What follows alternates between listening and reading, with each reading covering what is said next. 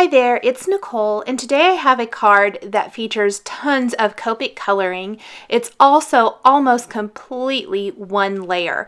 I am using the adorable images from the Whimsy Stamps Hedgehugs stamp set, and I am combining them all on this rectangle that I've die cut using the hand-stitched rectangles die collection, also from Whimsy Stamps. I'm using the masking technique with this. Now you might see that I've already stamped it on my grid paper work surface below where I'm actually stamping.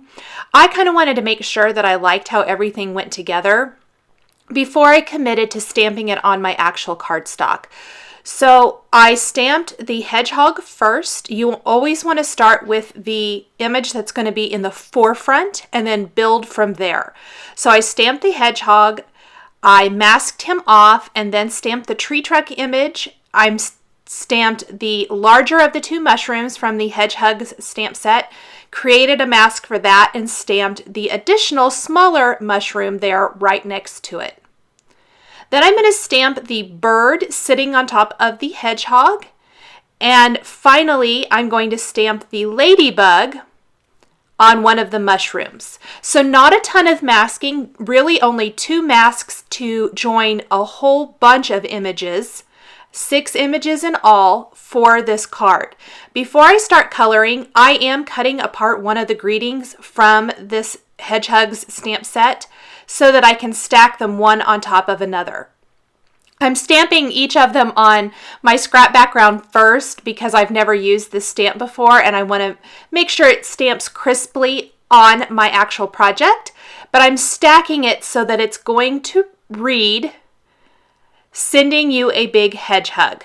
And that just fits my card design better than the horizontal layout before. You can always put those stamps, line them back up together on an acrylic block and stamp it just as it comes. Now, the majority of this video is going to be coloring because that is pretty much the only technique going on here, where I've masked all the images and I'm coloring them with Copic markers. I'm going to go ahead and put some music over the rest of this because there's not a whole lot to talk about, and you can watch me color, and I will be back at the end of the coloring to talk about putting the rest of the card together.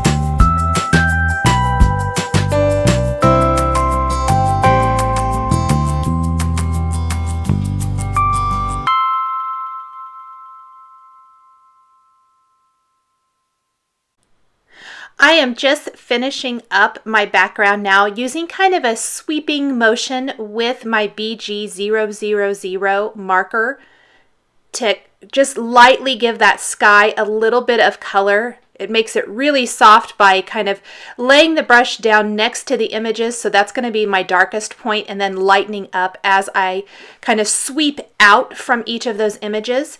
Now to add even more detail, I did go around with the BG01 marker around the images and then kind of sweep out from there as well.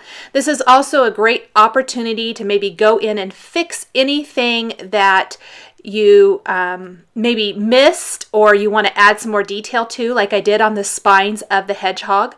Where I've gone around the image with that darker BG01 marker, I'm going to blend that out again using that same sweeping or feathering motion with my Copic marker, and that'll kind of help mute that harsh line, that tracing line around the images, and you can go around that as many times as you need to.